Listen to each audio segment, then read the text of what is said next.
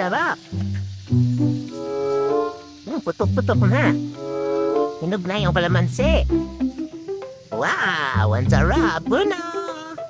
Ang dami na pitas ni Mami. Wala makakain si Bruno. Matanang makakain ni Bruno to ah. Wow! Oh, ang ganda. Wow! Wow! Ang sarap po. Ang sarap niya. Mutok na yung atis. Dapat ganyan. Pagpupunin niyo yung atis, malambot dapat, hindi matigas. Tsaka yung sabog-sabog, kaya yung ganyan. Yan ang hinog. Ganyan dapat. Masarap yan pagka hinog sa puno. Huwag niyang basta kukunin na matigas. Wala, hindi niya makakain yun. Bubot yun. Dapat ganyan, malambot.